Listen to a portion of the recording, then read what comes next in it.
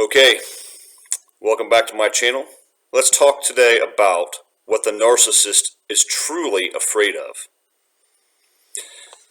There's a lot of things the narcissist is afraid of because, see, the fundamental reality about these narcissists is that even though they oftentimes appear to be happy, gregarious, they're doing great, they're laughing, they're smiling, life is peaches and cream for the narcissist. Even though it appears that way, you always have to remember it's a facade.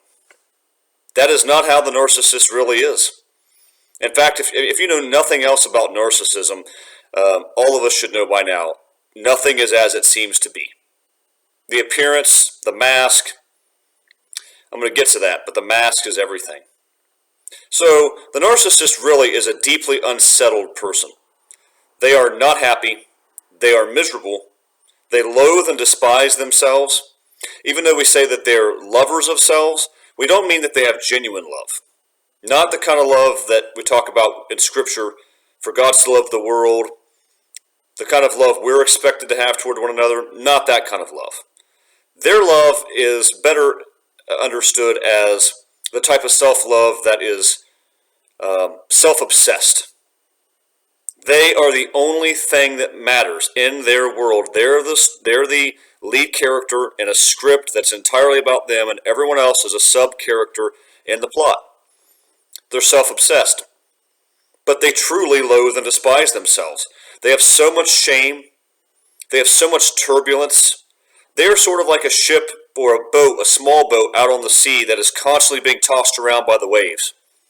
And that's why when you enter a relationship with them of any variety, you sit in that boat with them for a period of time and get tossed around. That's how it works. You get caught up in that whirlwind because they're an evil whirlwind or a vortex that sweeps everything else up. And for a while you're in it, you're part of that whirlwind and your life is chaotic and a mess. But they're in shambles inside most of the time. I got to see this firsthand, how somebody can appear to the world like everything's great and then go behind closed doors and be a monster or be so deeply depressed that they can't get out of bed. They're constantly anxiety ridden. They are never settled. Nothing with them is ever even and steady. They fear everything. Let me tell you right now, the two major things though that they are truly afraid of, and then I'm going to throw a bonus one on there at the end because I think it's also very helpful. So the first one they're afraid of, probably not going to surprise you, but it's really worth going into. They're terrified to be figured out.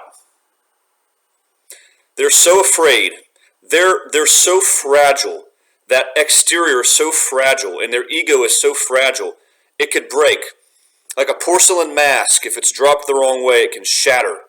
That is the narcissist mask. And they'll do anything to keep that thing up. Only the problem is they can't. People often say they have about a 3-month-ish, 6-month max for some of them. But about 3 months, you'll figure the narcissist out, or the mask will drop. At least the mask will drop. You may not figure them out, but the mask will drop. I think that's exactly right on with what I experienced. It's also exactly right on with what so many others experience.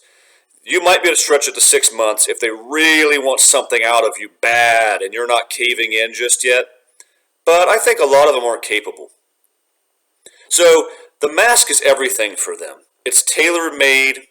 It's a perfect fit as best as they can to whatever their target is. And that's how they live their lives. And they are, above almost everything else, horrified to be discovered. And there's a lot of reasons for this, but I think the biggest reason is if they're discovered, the game stops. See, all of life is a game to the narcissist.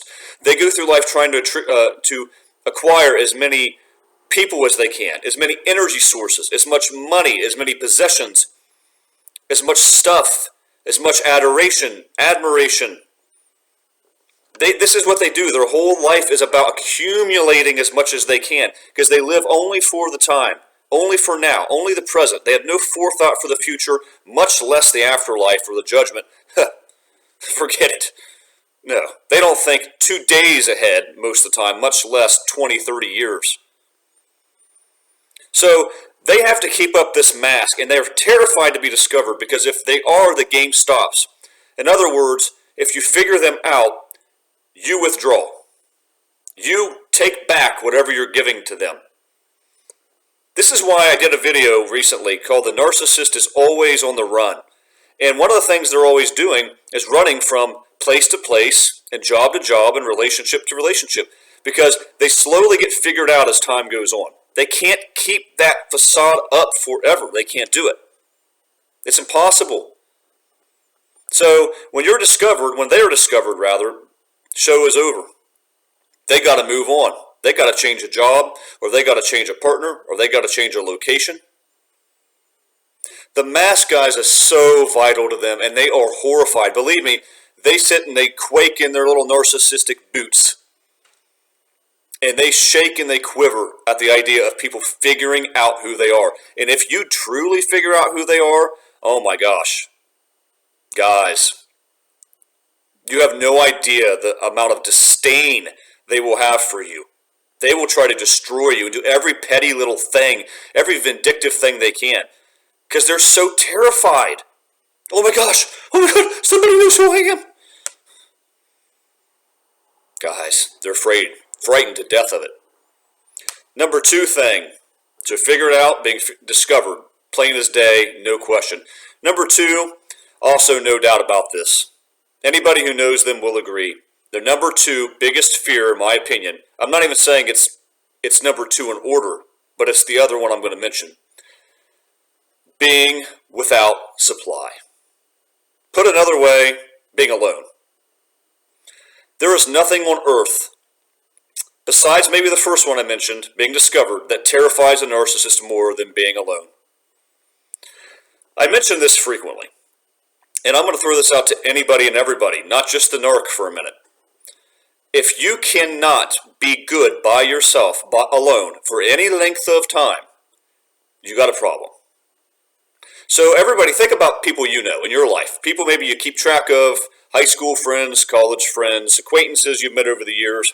Especially now that you're understanding narcissism, you can pinpoint these people. Think about a person you know and how quickly they cycle through relationships. Boom, ba-boom, ba-boom, ba-boom, ba-boom, over and over and over and over and over and over. You know somebody like this. You do, I'm sure. I know numerous. So they jump from relationship to relationship. And they do this because they're terrified to be alone. One of the things I also mention here frequently is that, in my opinion, I know there's debate about this. Some people will tell you that study this or that have been in the community a long time. Not all narcissists cheat.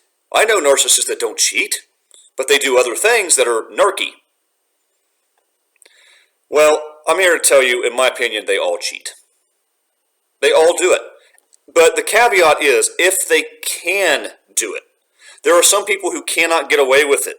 They don't have either the looks or the charisma or the situation in life. With dating sites, and social media, it makes it 5,000 times easier for anyone to cheat and get supply. But there are still some that can't. The only exception for why any narcissist would not cheat is if they absolutely cannot do it. They're opportunists, so if they can cheat, they're going to cheat. Somehow, some way, mentally, physically, probably both. So they all cheat, but the reason I can tell you definitively why is connected to this whole point.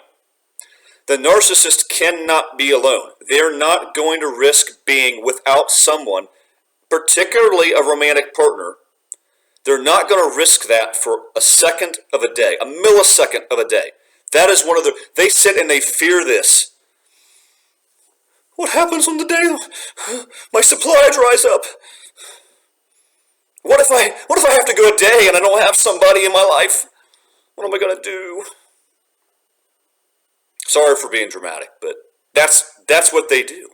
They sit back and they're quiet of their narky little homes and their narky little bed, and they think to themselves, oh my gosh, what if I'm alone for a day? I can't do that. What if something breaks down with the person I'm with? What if I don't have enough backups in place? What if I'm just left alone? They're so afraid of it that I can 100% guarantee you they're always cheating. They are always rolled over on that bed on their third arm, the cell phone, looking for new people. Making up fake accounts on dating sites, on social media. Seeing if they can dredge up people from the past. Send out some little floater hoovers. Hey, how you doing? It's been a long time. Been thinking about you. Then they'll send it out to about 5 people and see if anyone takes the bait. So from the day one, from the onset of the relationship that they're in with you, me, or whoever, they are not faithful to you because they're terrified to be alone. Now think about this. Track with me. Is it really possible that a narcissist does not cheat? Mentally, physically, again, it's not possible in my opinion. And the reason is because there's not going to risk being alone. What if you ended that relationship with them? For unforeseen to them, and it shocked them and took them by surprise. Oh my gosh. Lord forbid that they're found without a person in their lives. They're not going to risk it. Not going to risk that for 1 second. So that is why they're going to have, as I was told, and so many others have been, very transparently, I have backups for my backups. Well, how did this person develop? How do they develop the backups? Because while they're in a relationship with you, they're talking to other people the whole time. Heard that one too. I've been talking to other people the whole time. And I tell you this, not because it bothers me anymore, but because I'm trying to illustrate who these people are.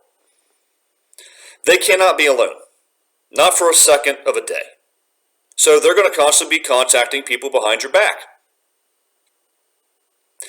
Basically, being found out and being single or having to be single for even a second, that's the kryptonite. That is like putting the cross up in front of Dracula. They're not going to do it. They're not going to risk those two things.